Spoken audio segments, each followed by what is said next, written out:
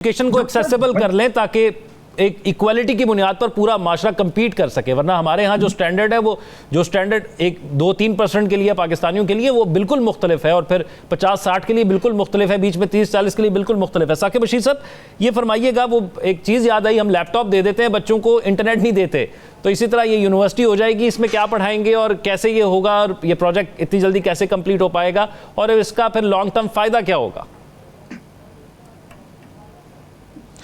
एक तो वो 190 मिलियन पाउंड ये कह रहे हैं, ये हैं 172 मिलियन पाउंड जो पाकिस्तान जो अकाउंट में आए थे सुप्रीम कोर्ट, और सुप्रीम कोर्ट के अकाउंट से आए हैं हुकूमत के पास। तो इसको मेरे ख्याल में 190 की बजाय 172 मिलियन पाउंड कहना चाहिए। दूसरी बात जो आपने की वो वही है कि लैपटॉप जो पंजाब हुकूमत दे रही है, या इससे पहले शहबाज शरीफ साहब भी देते थे, तो वो उनका ये आइडिया है ही इसलिए कि हर जब वो स्टूडेंट्स के पास लैपटॉप चला जाएगा तो वो कहेंगे कि ये जनाब फ़लाँ की स्कीम थी, और उनके साथ नत्थी हो जाएंगे ताकि हम यूथ तक जो है वो पहुँच सकें।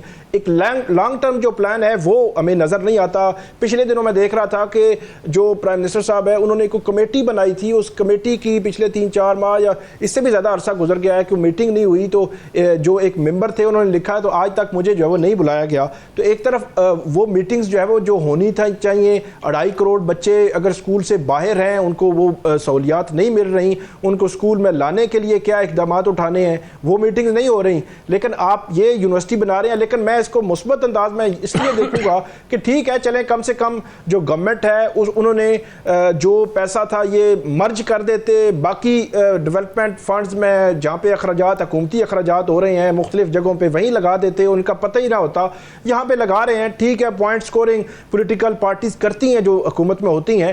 तो चलें एक अच्छी यूनिवर्सिटी बन जाए, इनका एक फ्यूचर प्लान अच्छा हो और लॉन्ग टर्म को पॉलिसी हो, ताकि चलें एजुकेशन सेक्टर में एक पॉजिटिव चीज़ जो है वो आएगी। इसी के साथ जो 172 मिलियन पाउंड है, इसी के साथ उसमें एक पता नहीं 200 बेड का एक हॉस्पिटल भी उन्होंने साथ ही बनाना है।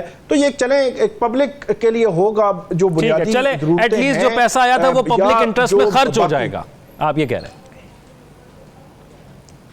जी जी बिल्कुल ठीक है। नजम साकिब साहब, आज के सवाल। एक ज़रूरी सवाल और एक गैर ज़रूरी सवाल। ज़रूरी सवाल पहले, यूक्रेन के सदर व्लादिमीर ज़ेलेंस्की ने सदर ट्रंप से डांट खाने के बाद यूरोप के रहनुमाओं से मदद मांगी है। मर्जी का जवाब ना मिलने पर सदर ज़ेलेंस्की मायूस हैं, लेकिन अपनी सीट पर मौजूद हैं।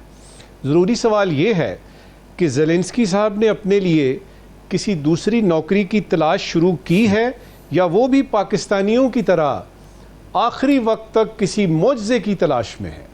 राइट। आज का गैर ज़रूरी सवाल, कस्टम सर्विस के अफसरान ने FBR में गैर रस्मी तबादलों के होने और वक्त पर प्रमोशन ना होने पर गहरी तशवीश का इजहार किया है।